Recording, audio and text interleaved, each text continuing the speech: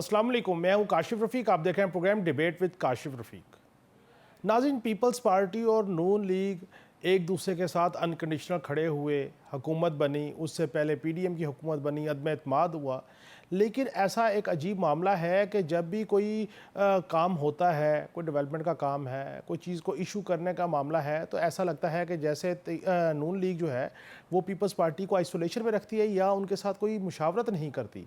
अब इस सारे मामले को ले लीजिए कि जुनूबी पंजाब में सैलाब का मामला हुआ, बिलावल भुट्टो जरदारी साहब, आसफा भुट्टो साहिबा, उन्होंने भी कहा कि बीआईएसपी के थ्रू जो है इमदाद जानी चाहिए।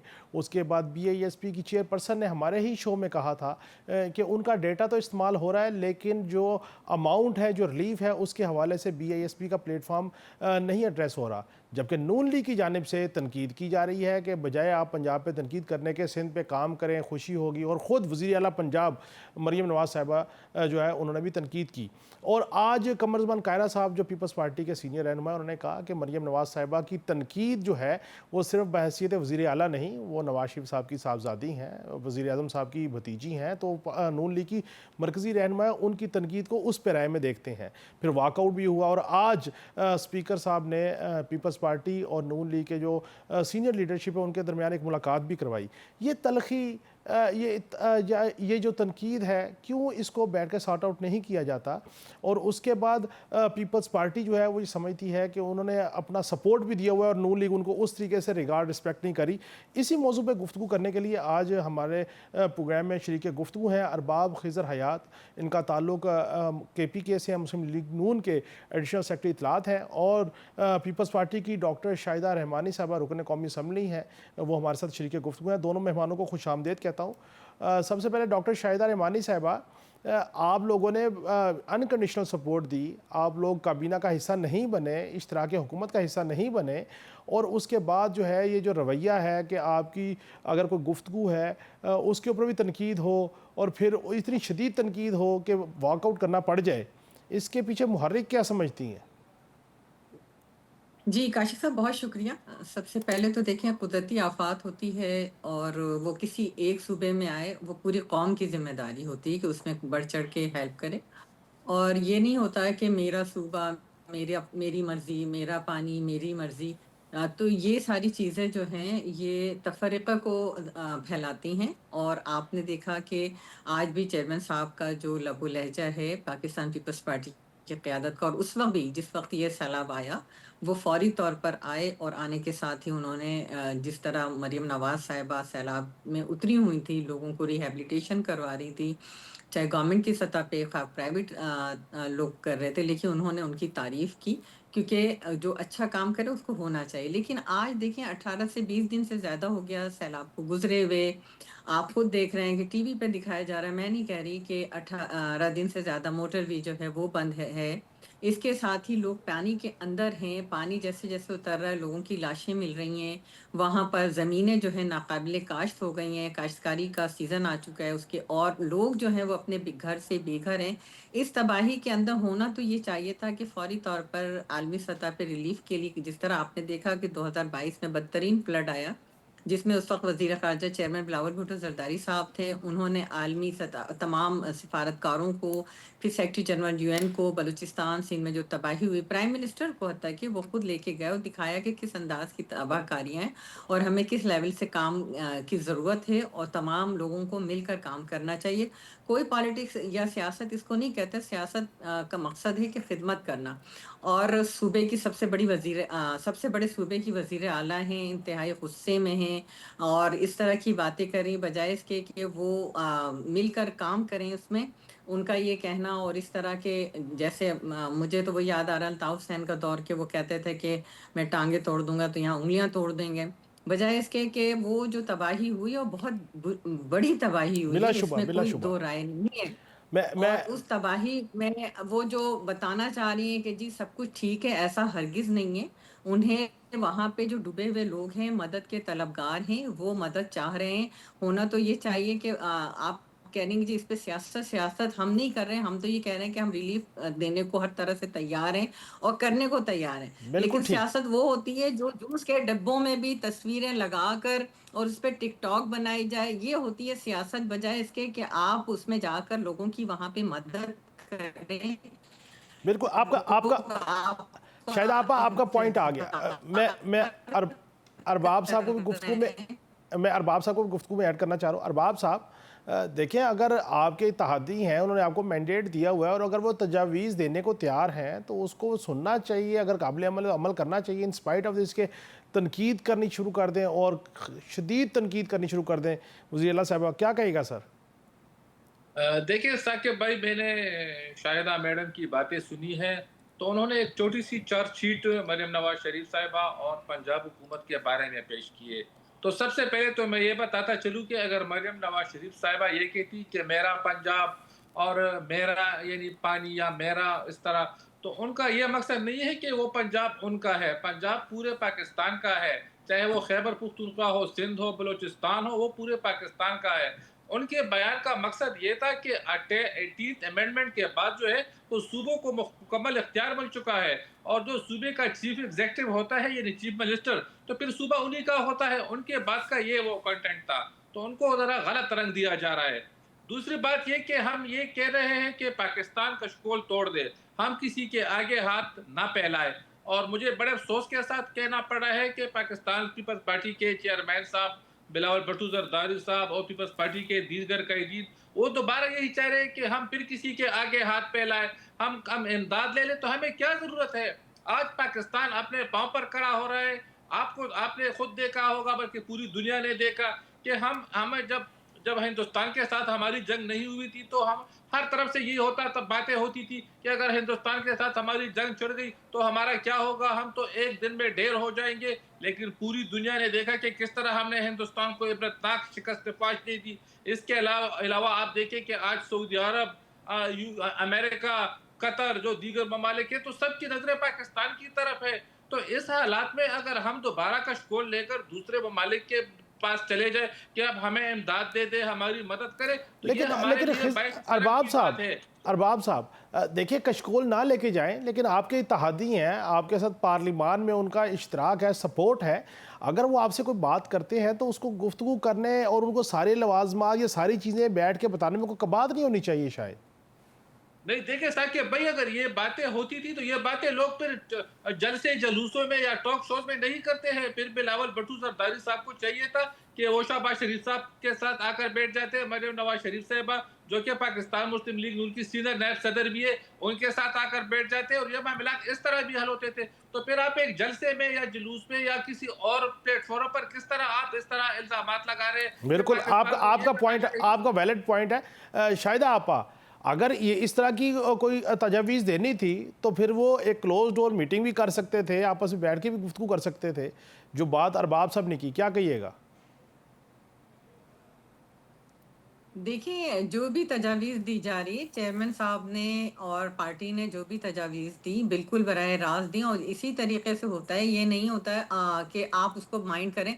आपने देखा कि हमने अपने माज़ी से सिंध के अंदर बहुत बदतरीन फ्लड आया था। हमने उससे सीखा और हमने उसमें हेल्प आउट करने की कोशिश की। ये नहीं कहा, आप सोचें कि अभी लोग किसान की जो तरक्की होती है, वही पाकिस्तान की मईशत की बका होती है।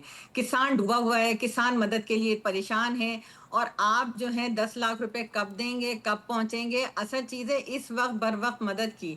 आप डेटा वहां से उठा रहे हैं लेकिन तस्वीर आपने अपनी लगानी, तो इसको कहते हैं सियासत। पहले ही मुल्क जो है, मुल्क के तहरीक इंतशार ने मुल्क को जो है डिवाइड किया हुआ है। अब नून लीग भी जहर उगलने लगे। जहर उगलने की बात नहीं होती। अगर आपको किसी चीज से तकलीफ हुई तो आप भी बात कर सकते थे, आप भी कह सकते थे कि आप मरकजी लीडरशिप हैं। आप इस तरह की जब बात करेंगे, जिस आप कहते हैं जी पंजाब किसी, तो पंजाब किसी की जागीर नहीं है। अगर पाकिस्तान पीपल्स पार्टी का, तो खमीर ही पंजाब से, पंजाब की मट्टी से है।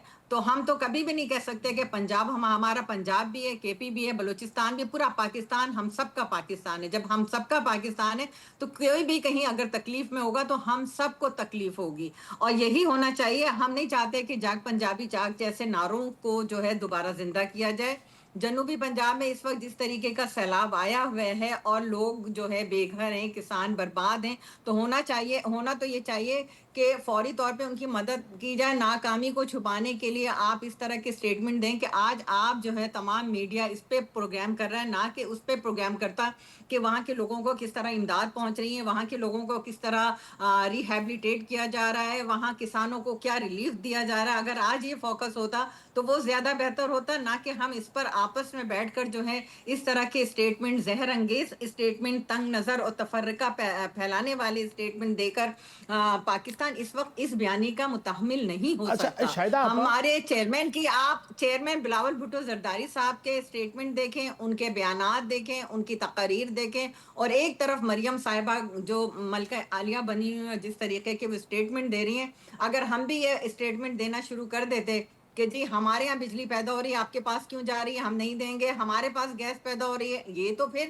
ایک تفریق اور نفرت کی سیاست، پہلے ہی تحریک انتشار نے اس ملک کو نفرت دی۔ اچھا اور شاہدہ اب آپا، ہم یہ کہیں کہ شاہدہ ہمارا آپا، پانی ہے، اگر ہم نہریں بنا رہے ہیں، کینال بنا رہے ہیں، تو آپ کو کیا تکلیف؟ بھئی وہ تو پرائم منسٹر اس کا ڈیسیجن دے چکے ہیں، اچھا اب آپ نے اس پر آ کر شاہدہ مزید صاحبہ، جو ہے آگ شاہدہ ڈالنے کی۔ آپا، جی یہ بتائیے گا کہ آج جو میٹنگ سپیکر صاحب نے کروائی ہے دونوں وفود کے درمیان، اس کے بعد کوئی معاملات افہام و تفہیم کی طرف اور چیزیں بہتری کی طرف جاتی نظر آ رہی ہیں جی؟ دیکھیں، اس وقت وفاق میں کولیشن گورنمنٹ ہے، اور بالکل آپ نے جس طرح اپنے ابتدائیے میں کہا کہ پاکستان پیپلز پارٹی کیبنٹ کا حصہ نہیں ہے، کوئی پرکس اینڈ پریویلیج اینڈ کوئی پروٹوکول انجوائے نہیں کر رہی۔ ہم نے اس ملک کی بقا کے لیے، اس ملک کی معیشت کو بہتر بنانے کے لیے، ہم نے اس ملک کی فارن پالیسی کو بہتر بنانے کے لیے، اس ملک کو مضبوط کرنے کے لیے اگر پی ایم ایل این کو وداؤٹ اینی کنڈیشن ہم نے سپورٹ کی، تو ہم یہی چاہتے ہیں کہ پاکستان ترقی، اور الحمدللہ ہم اپنے مقاصد میں کامیابی کی طرف گامزن ہیں۔ تو اسپیکر صاحب بھی یہی چاہتے ہیں، پرائم منسٹر صاحب کو بھی فوری طور پہ انہوں نے ڈپٹی پرائم منسٹر صاحب نے، اسپیکر صاحب نے اس بات کا نوٹس لیا۔ کل پاکستان پیپلز پارٹی نے جو اس کا رائٹ تھا اس کے مطابق احتجاج کیا، جس طرح سی ایم پنجاب ٹھیک، کا جو لب و لہجہ ٹھیک، تھا، میں اور ذرا ارباب اس صاحب کو میں بھی جو ہے ایڈ کر لوں۔ آج اسپیکر صاحب نے مصالحت کی کوشش کی ہے۔ تو اللہ تعالیٰ کے اس مشکل وقت میں ہم سب مل کر اس دعا گو ہوں کہ ہم سب مل کر اس ٹھیک، نہ صرف پنجاب بلکہ جہاں جہاں فلڈ افیکٹڈ ہیں ان کی ہم مدد کر سکیں۔ ٹھیک، ارباب صاحب، چلیں اسپیکر صاحب نے ملاقات کروا دی ہے اور توقع کر رہے ہیں کہ یہ سیاسی جو معاملہ ہے سیاسی طور پہ حل ہو جائے گا، تو ایک دوسرے کے اوپر جو تنقید ہے وہ کم ہو جائے گی اور تعمیر کی طرف مل کے چلا جائے گا۔ لیکن ساتھ کہ بھائی ہم کسی پہ تنقید نہیں کرتے ہیں، لیکن جو بات ملک کے مفاد میں ہوگی تو وہ ہم ضرور کریں گے۔ میں شاہدہ میڈم صاحب کی باتیں میں نے سنی ہے ابھی، تو دیکھیں نا، ہم تو یہ چاہتے ہیں کہ پاکستان ہم سب کا ہے، ہم نے کبھی فرق نہیں کیا ہے۔ ابھی جب خیبر پختونخوا میں جو قدرتی ایک آفت آئی تھی، تو مریم نواز شریف صاحبہ اس وقت ملک سے باہر تھی، لیکن اس نے تمام تر اختلافات کو بلا کر وزیر اعلیٰ خیبر پختونخوا کے ساتھ 3 مرتبہ خود انہوں نے کال کی، ان کے ساتھ بات کی۔ اس کے علاوہ پنجاب سے انہوں نے باقاعدہ ٹیمیں بھجوائی تھی، وہ میڈیکل ٹیمیں بھی تھی، ریسکیو ٹیمیں بھی تھی، اور جو متاثرہ علاقے تھے تو وہاں پر اپنا بھرپور کردار وہ ادا کر رہے تھے۔ اسی طرح وفاقی حکومت نے بھی اپنی ٹیمیں بھجوائی تھی، تو ہم نے کبھی یہ فرق نہیں کیا ہے۔ جبکہ پنجاب میں جو سیلاب آیا تھے، جس سے جو تباہی ہوئی تھی، تو مریم نواز شریف صاحبہ نے، پوری دنیا نے دیکھا کہ وہ خود وہاں پہ گئی تھی موقع پہ، وہ کشتی میں بیٹھ کر وہ ہر جگہ انہوں نے خود دورے کیے، انہوں نے حالات کا جائزہ لیا، اور وہ اپنے عوام کو، پاکستان مسلم لیگ ان کی تاریخ یہ ہے کہ وہ کبھی اپنے ملک کے عوام کو تنہا نہیں چھوڑتی ہے کسی بھی مشکل میں۔ اگر میں پیپلز پارٹی کی بات کروں تو ایک طرف تو یہ کہتے ہیں کہ ہم حکومت کے اتحادی ہے، دوسری طرف ان کے جو قائدین ہیں وہ کہتے ہیں کہ ہم حکومت کا حصہ نہیں ہے۔ تو آج آپ دیکھیں کہ تمام آئینی عہدے جو ہے وہ پاکستان پیپلز پارٹی کے پاس ہے، اگر وہ صدر مملکت ہو، وہ سینٹ چیئرمین ہو، گورنرز ہو، تو وہ تمام بی ایس پی کے چیئرمین شپ ہو، تمام عہدے ان کے ساتھ ہیں۔ تو یہ کس طرح پھر یہ لوگ یہ اچھا باتیں کرتے ہیں کہ ہم ارباب صاحب، حکومت کے اتحادی نہیں ہیں؟ ارباب صاحب، بالکل یہ حکومت کے اتحادی ہے، اور یہ ہمارے ساتھ اس حکومت میں شامل ہے۔ اگر یہ کہ لوگوں کو بے وقوف بنا رہے ہیں کہ ہم حکومت کے اتحادی نہیں ہیں، تو لوگ بے وقوف نہیں ہیں، اور سب پوری قوم اس کو سمجھتی ہے کہ اچھا ارباب پاکستان صاحب، پیپلز پارٹی ارباب صاحب، جو ایک اس پہ بھی شارٹ کومنٹ درکار ہے کیونکہ میں ٹائم کم ہے میرے پاس، کہ علی امین گنڈا پور صاحب کی بھی گفتگو آپ نے سنی ہوگی، خیبر پختونخوا سے آپ کا تعلق ہے، انہوں نے تو صاف صاف الزام لگا دیا کہ علیمہ خان صاحبہ پی ٹی آئی کو تقسیم کرنے کی طرف گامزن ہے۔ کیا کومنٹ کیجئے گا؟ Short please. देखिए अली अमीन गंडापुर साहब जो है तो उनकी बातों पर तो मैं कभी तबसरा करता ही नहीं हूँ, क्योंकि वो एक ऐसी किश्ती में सवार है कि वो दोनों जानिब वो देख रहे हैं कि वो उनकी किश्ती बहुत जल्द डूबने वाली है। उनकी हुकूमत खैबर पख्तूनख्वा में ख़त्म हो चुकी है। उन्होंने जो 27 सितंबर को यहाँ पे जलसा किया था, तो वो 1 करोड़ का उन्होंने दावा किया था और जलसे में 5000 अफराद भी शिरकत नहीं हुए। तो उसके बाद तो उनकी हुकूमत का इखलाकी तौर पर भी उनको जो वो बनता है कि वो मुस्तफ़ी हो जाए, लेकिन मेरे ख्याल में बानी चेयरमैन ने उनको बाकायदा हिदायत जारी की हुई है कि वो हुकूमत से अलहदगा हो जाए, वो ज़रा ताला छोड़ दे। उनको अच्छा। यहाँ तक कहा गया है। और अच्छा। अलीवा बीवी के हवाले से जो उनकी स्टेटमेंट्स आ रही है, तो ये उनकी ज़ाती पार्टी के वो है, उस पर मैं कुछ तबसरा बिल्कुल करना नहीं ठीक। चाहूँगा। शाहिदा आपा, अली अमीन गंडापुर साहब की मुलाकात हुई, फिर उसके बाद उन्होंने एक वीडियो बयान जारी किया और उन्होंने साफ इल्ज़ामात चार्जशीट अलीमा खान साहबा के ऊपर रखी। आपकी नज़र से भी वो बयान गुजरा होगा। ये तहरीक इंसाफ जो है इसमें इख्तलाफात शिद्दत इख्तियार करते चले जा रहे हैं, और जो अरबाब साहब कह रहे हैं कि KPK में उनकी हुकूमत शायद ख़त्म होने वाली है, आप इससे इत्तफाक करती हैं?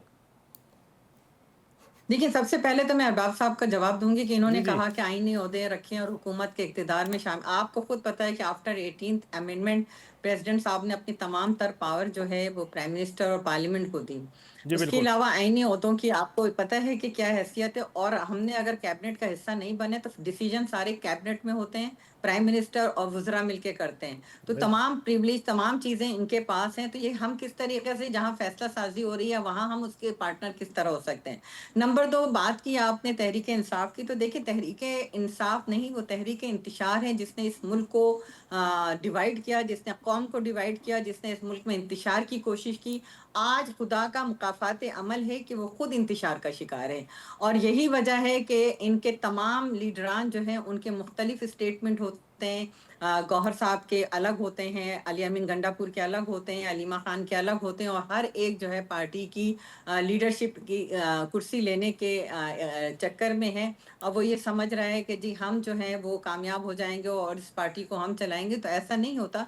ये पार्टी जिस अंदाज़ से बनाई गई, जिस अंदाज़ से इसको इक़्तिदार में लाया गया, वो सब कुछ ये अवाम में, ना तो इनकी जड़ें कल थीं, ना आज हैं। जी ये ठीक। अवाम में अपनी मकबूलियत खो चुके हैं, और अब इस तरह के स्टेटमेंट आना इस बात की गमाज़ी कर रहे हैं कि ये सब जो हैं आपस में दस्ते गिरेबान हैं। जी ठीक। और बिल्कुल जी ठीक।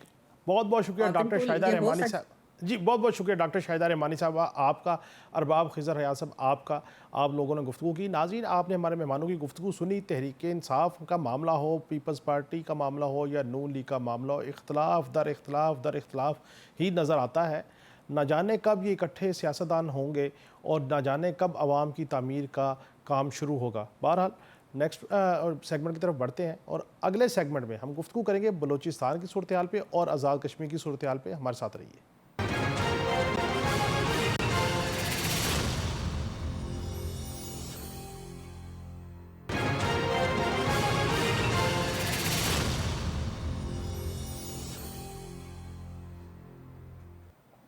वेलकम बैक नाज़रीन। प्रोग्राम के इस हिस्से में हम गुफ्तगू करेंगे बलूचिस्तान में जो दहशतगर्दी है और उसके ख़िलाफ़ जो फोर्सेस का ऑपरेशन है, काफ़ी एक्सटेंसिवली और अग्रेसिवली चल रहा है, और जो दहशतगर्द भी मारे जा रहे हैं उनके बारे में इतलात ये हैं कि ये फितरतुल ख्वारिज के दहशतगर्द हैं और बिलखसूस भारत के स्पॉन्सर्ड दहशतगर्द हैं। और इसके अलावा इसी प्रोग्राम के हिस्से में हम गुफ्तगू करेंगे जो जॉइंट एक्शन कमेटी का मामला है आज़ाद कश्मीर का, उसके हवाले से भी। और प्रोग्राम के इस हिस्से में मैं गुफ्तगू करूँगा, बिलाल डार साहब सीनियर साफ़ी हैं, इस्लामाबाद स्टूडियो मेरे साथ मौजूद हैं, वो भी मेरे साथ शरीक गुफ्तगू होंगे। और अब्दुल्ला गुल साहब चेयरमैन तहरीक जवानान पाकिस्तान, ये भी मेरे साथ शरीक गुफ्तगू होंगे। दोनों से मेहमानों को खुशामदीद। अब्दुल्ला गुल साहब, ये फरमाइएगा सर कि बलूचिस्तान में जो दहशतगर्दी की लहर है और उसके बाद जो फोर्सेस का ऑपरेशन है और जिस तरीके से भारतीय स्पॉन्सर्ड दहशतगर्द जो हैं वो मारे जा रहे हैं, आप क्या समझते हैं कि भारत अपनी प्रॉक्सीज से मुसलसल एक्टिविटी कर रहा है ताकि बलूचिस्तान में अनरेस्ट रहे? बिस्मिल्लाहिर्रहमानिर्रहीम। बहुत शुक्रिया, आपने मदऊ किया। देखिए, बलूचिस्तान के अंदर खैबर पख्तूनख्वा के अंदर 2 जगह हैं जहां भारत जो है वो चाहता है कि पाकिस्तान की जो मगरबी सरहद है उस पे हम अपने आप को इंगेज रखें, और किसी हद तक वो कामयाब भी है, क्योंकि ये पॉलिसी जो है वो तब से शुरू है जब अमेरिका वहाँ मौजूद था। इस दौरान में भारत ने 5 कौंसल खाने बनाए जिसके ऊपर सर्विंग ब्रिगेडियर ऑफिसर्स जो थे वो तैनात थे, और जाहिर है वो दहशतगर्दी के ताने बाने बुन रहे थे और वो लोगों को जो है पाकिस्तान के खिलाफ जो है वर्गला रहे थे। नतीजा जो है वो आपके सामने है। अब जो सूरत हाल है वो ये है कि भारत ने तकरीबन 4.2 बिलियन डॉलर की अफगानिस्तान में अमेरिका की मौजूदगी में इन्वेस्टमेंट की थी, और अब भी जो है वो पाकिस्तान का पानी दरियाए काबुल पे रोकना चाहता है, और वो वहाँ डैम के मंसूबे और इसी तरह से अस्पतालों के मंसूबे जो है वो बना रहे हैं। अब दूसरी जानिब ये तो वो हकायक हैं जिनको हम जो है वो डिनाई नहीं कर सकते। दूसरी जानिब जो है वो फितनतुल हिंदुस्तान है, और हमने ये भी देखा कि तमाम के तमाम जो अफ़गानिस्तान के अंदर ये इनके ठिकाने मौजूद हैं, जो बीएलए के, मजीद ब्रिगेड के, दीगर दहशतगर्द ग्रुपों के जो लोग हैं, वो अफ़गानिस्तान में ही क्यों मिलते हैं? सबसे बड़ी बात तो ये है। अभी जो एक उनका दहशतगर्द जो मारा गया अफ़गानिस्तान के अंदर, उसका ताल्लुक भी मजीद ब्रिगेड से था, वो उनका मास्टरमाइंड था, ट्रेनर था, मुझे नाम उसका अभी ज़हन से निकल रहा है। तो वो आप देख लीजिए कि वो उसका क्या मकसद था, तो फिर वो अफ़गानिस्तान में क्यों पकड़ा गया? बात तो ये है।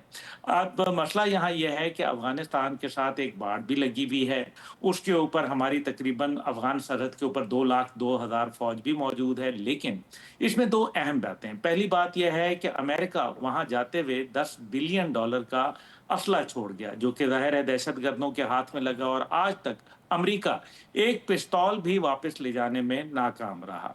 दूसरी जानिब जो है ये हमें देखना है कि ये इतने दहशतगर्द मारे जाते हैं, आए दिन हम सुनते हैं, सिक्योरिटी फोर्सेस की कुर्बानियाँ भी सामने आती हैं और बड़ी तादाद में जहन्नुम वासिल होते हैं ये फितने जो हैं, लेकिन उसके बावजूद ये फिर निकल आते हैं। अब सवाल ये है, अब बिलाल डार साहब भी मौजूद हैं, बड़े अहम आदमी हैं।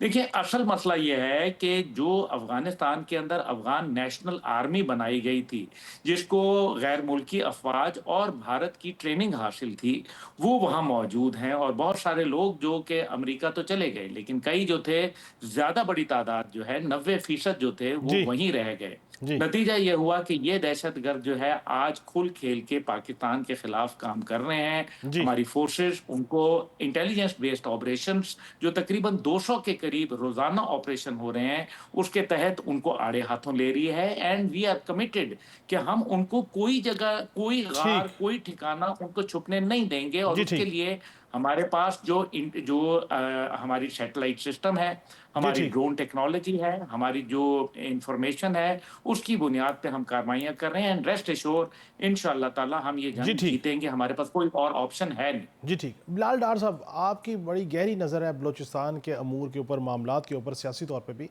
पहले तो ये बताइएगा, ये जो ऑपरेशंस हो रहे हैं और तवातुर से इंडियन स्पॉन्सर्ड दहशतगर्द जो है उनको मंतकी अंजाम तक पहुंचाया जा रहा है, उनके खिलाफ एक ऑपरेशन जारी है, कोई सहूलतकार भी तो होंगे, क्या उनके खिलाफ भी इसी तरीके से ऑपरेशन जारी है?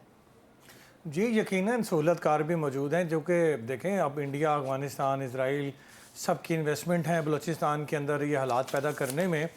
आपके इल्म में है, अभी कुछ टाइम पहले ही अभी एक बलूचिस्तान की एक यूनिवर्सिटी के प्रोफेसर पकड़े गए, फिर उससे पहले एक वकील पकड़े गए। तो उससे आपको अंदाज़ा हो जाना चाहिए कि कितने फैसिलिटेटर्स वहाँ पे मौजूद हैं, कितना इन्वेस्टमेंट हो चुकी है। इजरायली अखबारात के अंदर BLA के लीडर्स के इंटरव्यूज़ शाया होते हैं, जिसमें वो ये पेशकश करते हैं इज़राइल को कि अगर आप ईरान को टारगेट करना चाहते हैं तो आपको बलूचिस्तान की सरजमीन पर कंट्रोल चाहिए, क्योंकि एक सरहद इधर से भी मिलती है। तो उसकी नाकाबंदी करने के लिए या उसको वहाँ से मारने के लिए आपको बलूचिस्तान की सरजमीन की ज़रूरत है। ये इंटरव्यू छपा, मैं नहीं कह रहा हूँ, ये इंटरव्यू छपा है इज़राइल के अखबारात में, और ये कहा गया कि अगर हमें इज़राइल और हम मिल जाएं तो हम दोनों के मकासद पूरे होते हैं। तो ये उसके ऊपर तो अब ये खुलेआम बातें आ रही हैं। अभी गुल साहब फरमा रहे थे कि अफ़गानिस्तान में मजीद ब्रिगेड का एक लीडर मारा गया, नाम ये उनका स्किप हो गया, गुल रहमान, कमांडर गुल रहमान को हेलमंद में मारा गया। क्या ये कम है कि बलूचिस्तान की सरजमीन के ऊपर एक बहुत बड़ा दहशत गर्द मारा गया, उनका कमांडर मारा गया, जहाँ से खेप प्यार होती है? क्या इसके बाद भी कोई सबूत रह जाता है? और जिस तरह अभी ये फरमा रहे थे अब्दुल्ला गुल साहब कि अफ़गानिस्तान से अमेरिका एक पिस्तौल नहीं ले जा सका, وہ سارا اسلحہ ٹی ٹی پی کے اندر تقسیم ہوا، وہ سارا اسلحہ بلوچ جو علیحدگی پسند ہیں، کلدم تنظیمیں، ان کے اندر تقسیم ہوا، اور یہی وہ اسلحہ دیکھیں اب وہ جدید ٹیکنالوجی، وہ سنائپر گنیں، وہ نائٹ ویژن گنز اور وہ ٹیکنالوجی یوز ہو رہی ہے اس وقت بلوچستان کے اندر ہمارے فورسز کے خلاف اور نہتے شہریوں کے خلاف. ڈاکٹر اور صاحب یہ یہی کہیے گا ٹیکنالوجی آپ کے کے پی کے اندر جو ٹی ٹی پی کے دہشت گرد ہیں وہ ڈرون ٹیکنالوجی تک استعمال کر رہے ہیں. تو کہاں سے آ رہی ہیں ڈاکٹر صاحب یہ بتائیے گا کہ جب ہم بات کرتے ہیں سہولت کاری کی تو پراکسیز بھی ہوں گی نا، جس طرح ہارڈ کو ٹیررسٹ جو ہیں وہ انڈین اور اسرائیلی فنڈڈ ہیں، تو کوئی پراکسیز بھی ہوں گی، کوئی کسی شیپ میں، کسی سیاست کی شیپ میں، کسی اور شیپ میں جو اس سارے معاملے کو پرووک کر رہی ہوں گی انریسٹ کی طرف، تو اس کو بھی ایڈریس کیا جا رہا ہے. جی بالکل. دیکھیں پولیٹیکل پارٹیز کا نیریٹو آپ دیکھ لیں بلوچستان کے اندر کچھ پولیٹیکل پارٹیز جس طرح قوم پرست جماعتیں ہیں ان کا نیریٹو اس حوالے سے بڑا واضح ہے، اور وہ آپریشن کی بھی مخالفت کرتی ہیں. وہ دہشت گرد وہ لوگ جو ان کی دیکھیں جو بی ٹیم ہے جیسے مارنگ بلوچ ہے، یہ ان کی بی ٹیم ہے. جب بھی دل کرتا ہے، جہاں دل کرتا ہے، پورے بلوچستان کو بند کرتے ہیں، ان کا نیریٹو لے کے چلتے ہیں بی ایل اے کا. تو جب بھی ان کے خلاف بھی آپریشن ہونے لگتا ہے تو سب سے پہلے بی این پی بینگل کھڑی ہو جاتی ہے احتجاج کرنے کے لیے. کبھی وہ لانگ مارچ لے کے ورڈ سے چل پڑتے ہیں کوئٹہ کی طرف بلاک کرنے کے لیے. کبھی جو پشتونوں کی کچھ جماعتیں ہیں قوم پرست وہ کھڑی ہو جاتی ہیں، کیونکہ ٹی ٹی پی کے جو یہ اغوان ہیں جو اس سارے معاملے میں ملوث ہیں، جو فیسلیٹیٹرز ہیں، یہ سارے کے سارے تو ان کے ہاں ٹھہرے ہوئے ہیں. ان کو پش پناہی، ان کو سپورٹ ملی ہوئی ہے، ان کو پناہیں ملی گئی ہیں. جتنے علاقوں میں آپریشن ہو رہا ہے وہ گھروں سے، کن کے گھروں سے لوگ پکڑے جا رہے ہیں، کہاں سے مارے جا رہے ہیں، یہ کوئی ڈھکی چھپی بات نہیں ہے. دیکھیں ابھی جو کوئٹہ کے اندر ابھی واقعہ ہوا ہے جس میں 5 دہشت گرد کل مرے ہیں ایف سی ہیڈ کوارٹر پہ اٹیک کی جو انہوں نے کیا. اور میں سلام پیش کرتا ہوں ایف سی کے اہلکاروں کو جنہوں نے بڑی دلیری کے ساتھ ان 5 کے 5 دہشت گردوں کو وہیں ڈھیر کیا. ان کی جو شناخت ہوئی ہے میرے ذرائع کے مطابق وہ سارے اغوان ہیں، وہ اغوان ہیں. تو اب جب اگر شناخت ہو رہی ہے کہ وہ اغوان ہیں تو افغانستان کی حکومت کو اس کے اوپر کیوں نہیں وہ نوٹس لے رہی؟ بارہا پاکستان کتنے ٹائم سے یہ مطالبہ کر رہا ہے کہ ان دہشت گردوں کو پناہ دینا بند کریں، ان کے کیمپس کو بند کریں، ان کو ہمارے حوالے کریں یا ان کو یہاں سے نکالیں، یا پھر ہم مجبور ہوں گے کہ ہم آپ کے خلاف آپریشن کریں.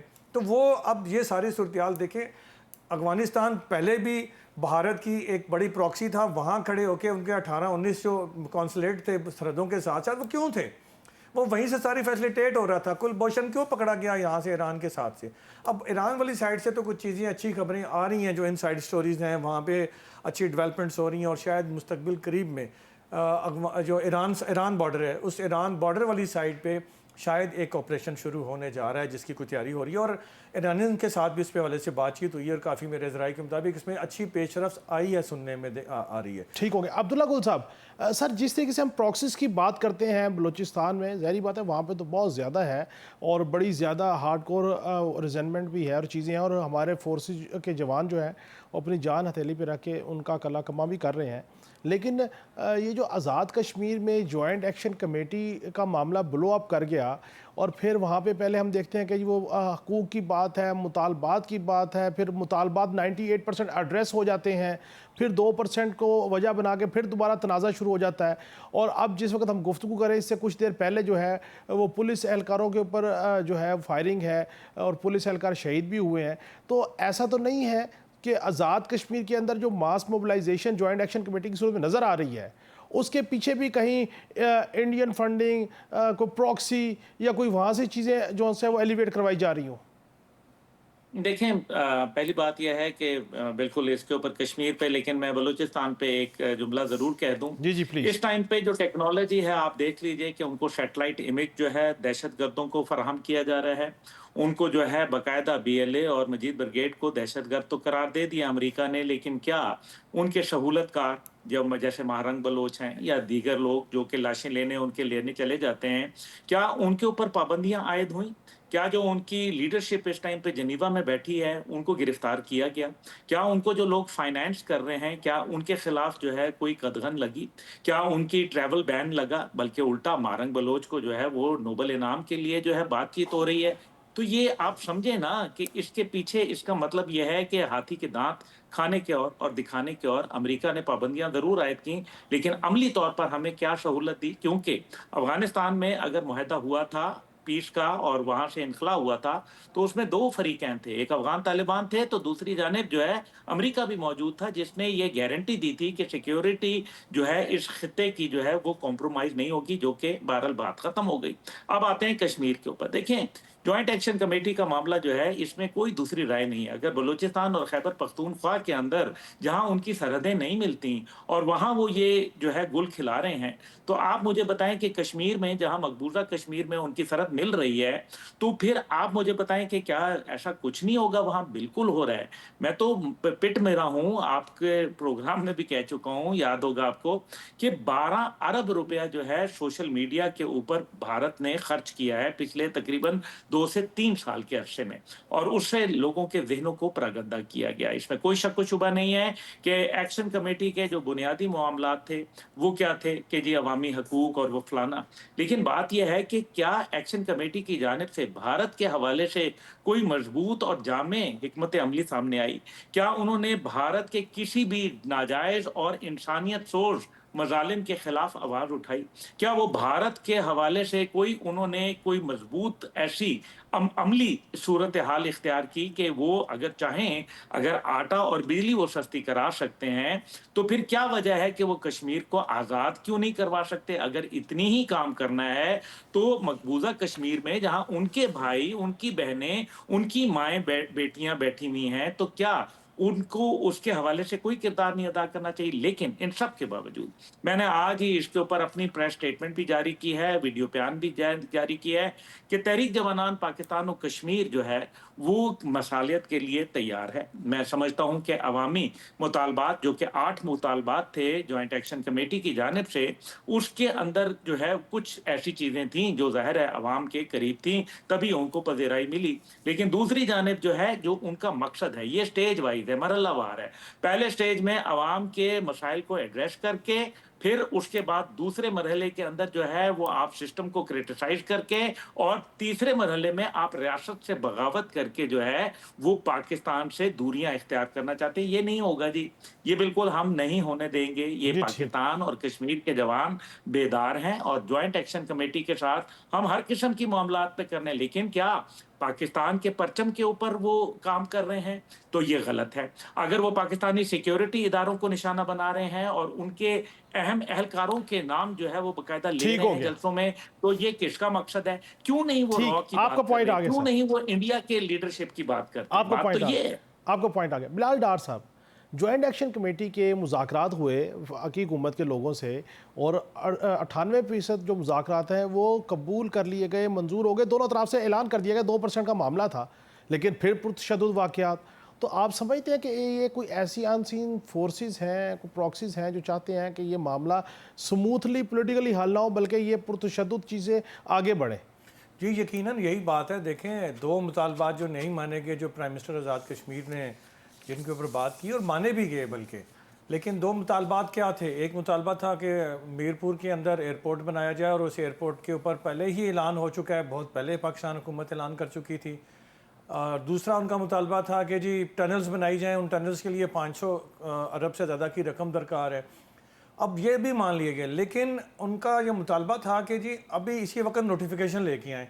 रात को 4 बजे मुज़ाकरात शुरू होते हैं, 6 बजे वो डेडलॉक पैदा करके या मुज़ाकरात ख़त्म करके उठ के चले जाते हैं, ये कह के कि जी आप अभी नोटिफिकेशन लेके आएँ वरना हम मुज़ाकरात नहीं करते। ये तो बिल्कुल बचकाना ज़हन है, या फिर सीधी सी बात है कि वो इस मामले को तूल देना चाहते हैं, हालात को ख़राब करना चाहते हैं। देखिए, बात सिंपल सी है, वो मुतालबा करते हैं कि कश्मीर के जो महाजरीन हैं, मकबूजा कश्मीर से आए हुए हैं, उनकी यहाँ पाकिस्तान में नशिस्तें ख़त्म कर दें।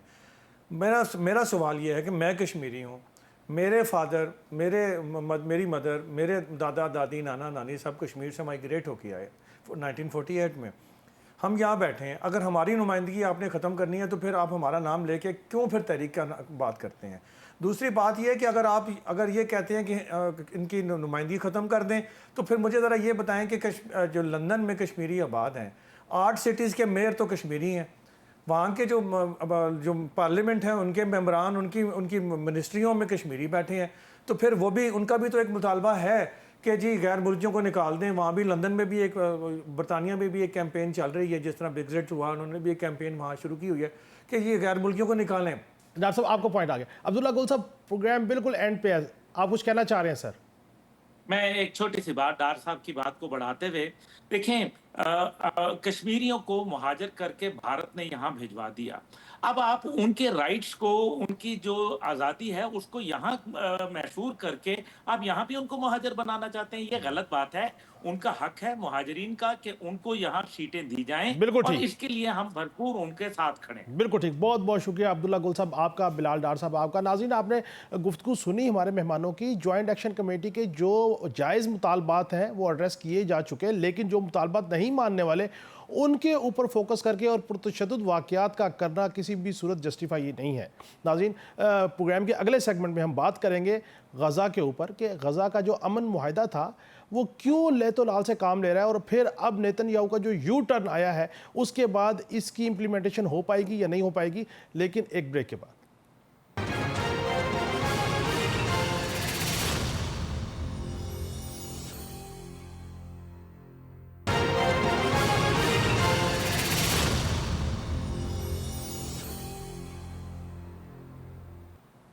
वेलकम बैक नाज़रीन।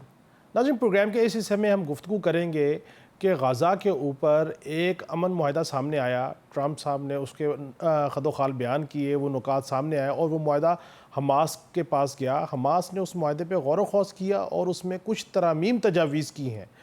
लेकिन दूसरी तरफ नेतन्याहू जो हैं वो शायद गज़ा अमन के मुआहिदे पे जो है वो रिलेक्टेंट हैं, और कभी वो फ़लस्तीन रियासत को तस्लीम ना करने की बात करते हैं, कभी वो कहते हैं कि इस मुआहिदे को तस्लीम कर लें, यरगमानियों को छोड़ दिया जाए, नहीं तो फिर बुरे नताइज निकलेंगे, संगीन नताइज निकलेंगे।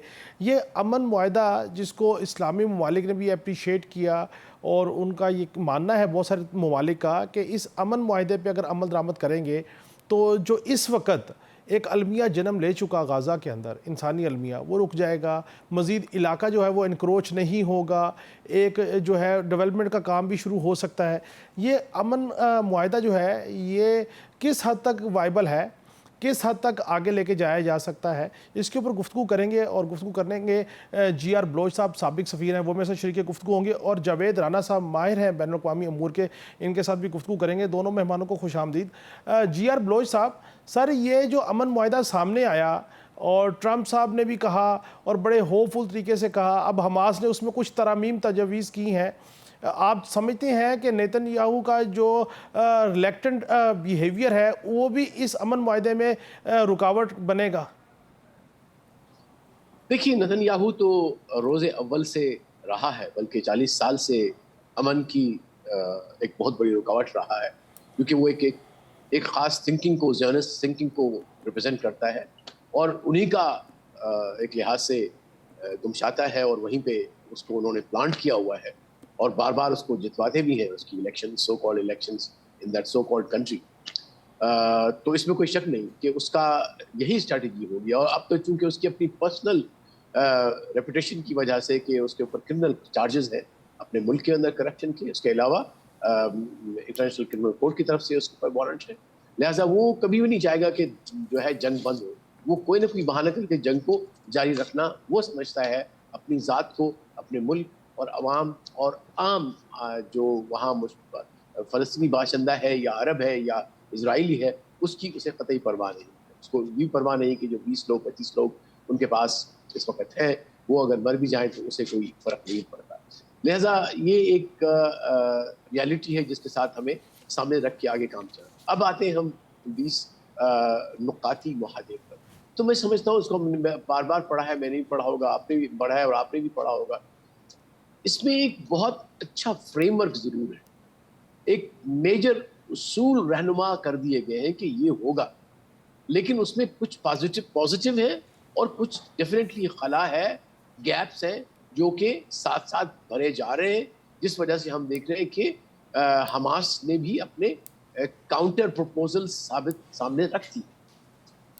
जो असल चीज़ जिसको मैं पॉजिटिव कहता हूँ कि अब ये इतनी खून बहा या इजराइल ने इतनी खून खराबा हो गया, उन्होंने starvation as a weapon of war कर दिया। 60,000 65,000 तो हो गए, लोग शहीद हो गए, बच्चे ज़्यादा, उसमें 20,000 तकरीबन बच्चे, हज़ारों जो है बच्चे जो है वो अपने हाथ पाँव आंखें खो चुके हैं।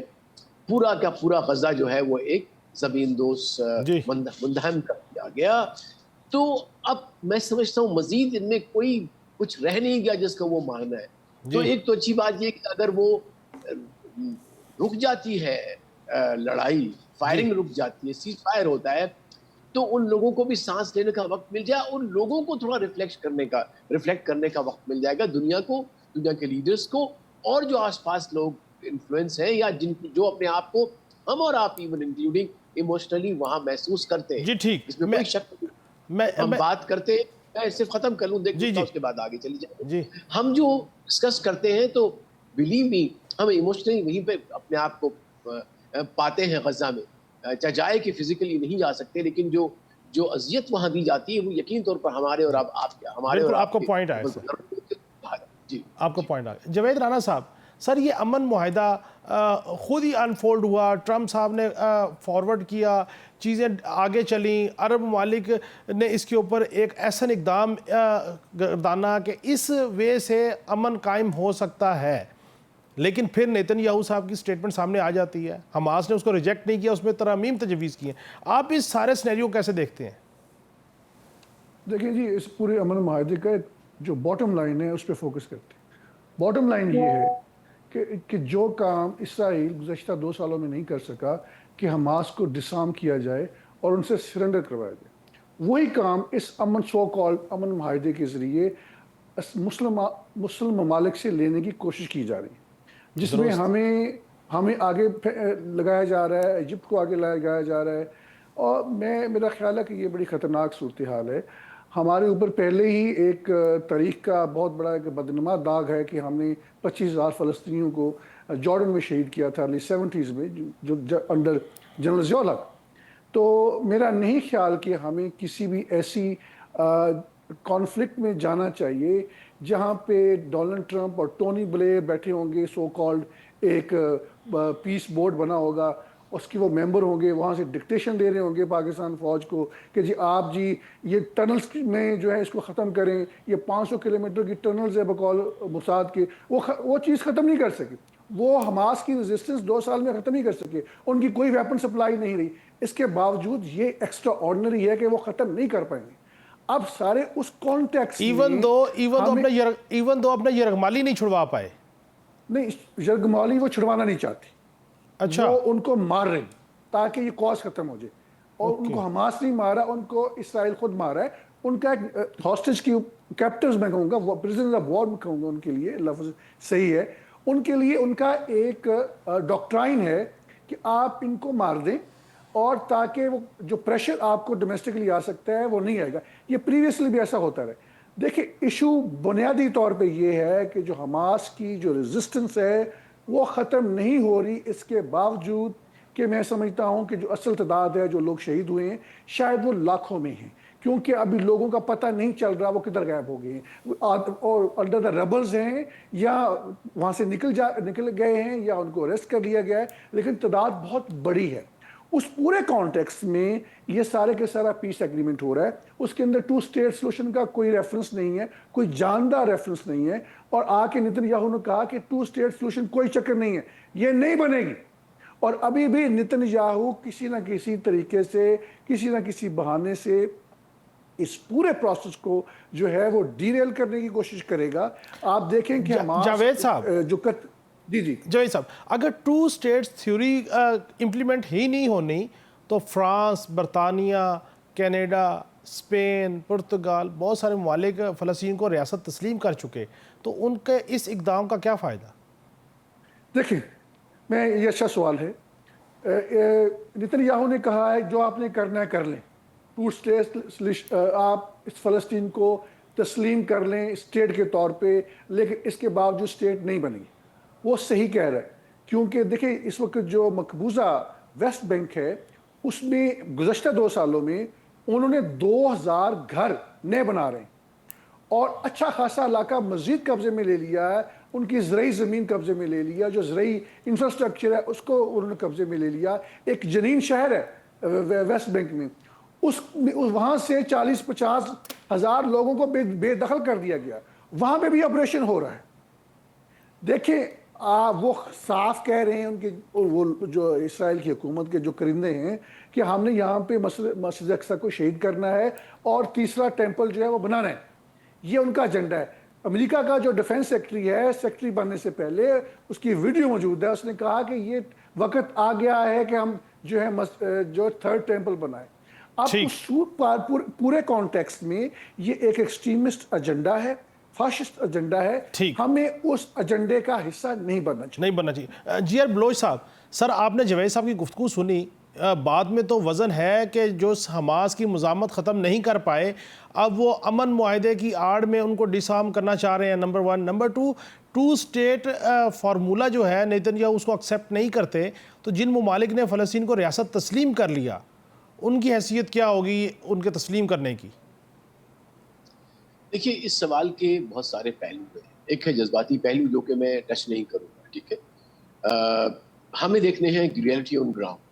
ریئلٹی آن گراؤنڈ یہ ہے کہ حماس کو ٹھیک ہے ایز اے ریزسٹنس موومنٹ ضرور زندہ ہے اور زندہ دوبارہ ہو سکتی ہے، لیکن اس کی لڑائی کیپیسٹی بہت ساری طرح سے نیوٹرلائز ہو چکی ہے یا ختم ہو چکی ہے انفارچونیٹلی، جس کے لیے ہمیں بہت افسوس بھی ہے اور اس میں خونریزی بھی ہوئی. اسی طرح سے اسرائیل کے پاس جو اصل پاور ہے وہ ابھی تک بھی اس کے پیچھے کھڑا ہے دنیا کا، ٹھیک ہے. اب اس کے سامنے آنے کے لیے نہ کوئی سپر پاور سامنے آ رہا ہے، نہ کوئی مڈل پاور آ رہا ہے، تو آپ کے پاس آپشن کیا بچ جاتا ہے؟ ڈپلومیٹک نیگوسیشنز آتی ہیں. اس ڈپلومیٹک نیگوسیشنز کے اندر آپ نے ایک راستہ نکالنا ہے، اور اس کے لیے پروڈنس یہی ہوتی ہے، اس میں عقل مندی یہ ہوتی ہے، دور کی طرف نظر رکھ کے اور اپنا دور اندیشی یہی ہوتی ہے کہ آپ دیکھیں کہ آج ہمیں ایک یہ راستہ ہے، اگلا راستہ ہم اس کے بعد نکالیں. تو میرے خیال میں as a human being, as a Muslim, as a sympathiser of this Palestinian cause and as a citizen of this earth, میری سب سے بڑی پرائورٹی اس وقت ہے وہ جانیں بچانا جو کہ ایک دن میں ہزاروں سینکڑوں جا رہی ہیں. مجھے ان لوگوں کو پانی پہنچانا ہے جو مہینوں سے پیاسے ہیں، مہینوں سے نہائے نہیں ہیں، کھانا صحیح طریقے سے نہیں کھایا، جو کی روٹی بھی نہیں، ان کو پتہ نہیں کیا دانے ہیں وہ جس پہ وہ زندہ ہے، چھت نہیں ہے ان کے سر کے اوپر، اسباب چاہے کچھ بھی ہو. تو بھائی دیکھیے ہمیں ریئلسٹک ہونا پڑے گا، اور پھر اس کے اندر حوالے ضرور موجود ہیں. اب یہ کہنا امیڈیٹلی کہ جی چونکہ اس کے اندر ٹو اسٹیٹ کا ذکر نہیں ہے، ضرور ذکر ہے. اینڈ میں آپ دیکھیے 19 یا 20 کہیں پہ لکھا ہوا ہے، لیکن میں نے جس طرح عرض کیا کہ یہ کوئی فل ڈاکومنٹ نہیں، these are the principle and frame work.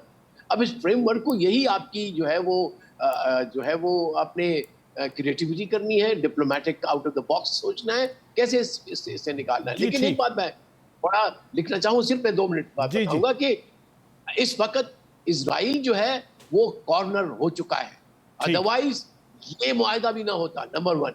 Number 2، وہ کبھی معافی نہ مانگتا قطر سے. نمبر 3، وہ کبھی بھی یہ نہ کہتا کہ جو ہے وہ غزہ کے لوگ غزہ سے نہیں نکالے جائیں گے. وہ کبھی نہ کہتا کہ ویسٹ بینک کے جو رہواسی ان کو نہیں رہنے دیا جائے گا. لہٰذا سمجھ لیں کہ Israel has lost the war.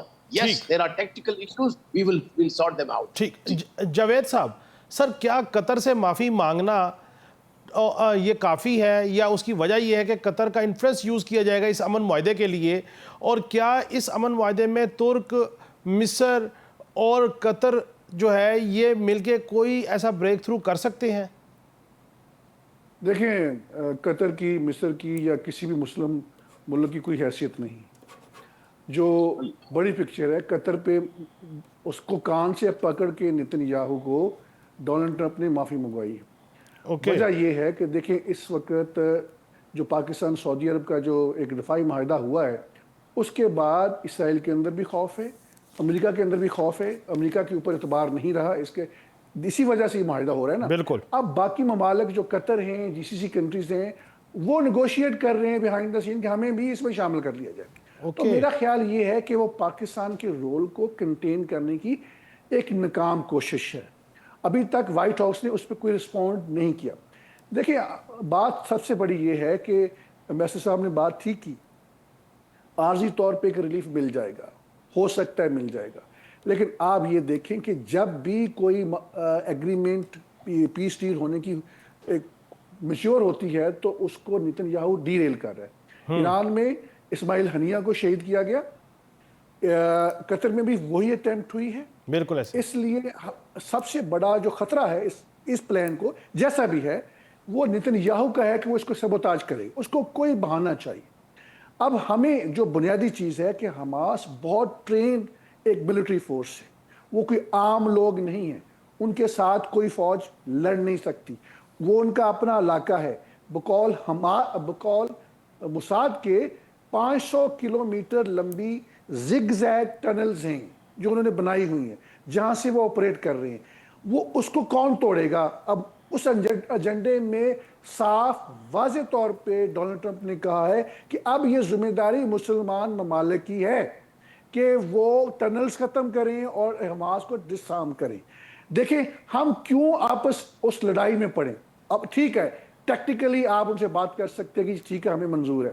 2 ریاستی حل کی بات انہوں نے جو معاہدے کا ریفرنس دے رہے تھے بس صاحب, اس میں سیلف ڈٹرمینیشن کا ایک ویک ذکر ہے, لیکن اس کا کیا فائدہ جب ہمیں پتا ہے کہ اسرائیل نے آج تک کوئی ایگریمنٹ کو نہیں مانا, اور اس کا کیا فائدہ کہ جب اسرائیل نے کہ وزیر اعظم نے پھر کہا ہے کہ جو مرضی کر لے 2 اسٹیٹ سولوشن نہیں ہوگا. اگر اس نے معاہدے پہ یقین کیا ہے تو یہ بات کیوں کہی ہے؟ انہوں نے وہ بار بار کہہ رہے ہیں کہ ہم ہر کام کریں گے مقبوضہ علاقوں میں جس سے وی ول میک اٹ شیور کہ دیر از نو 2 اسٹیٹ سولوشن.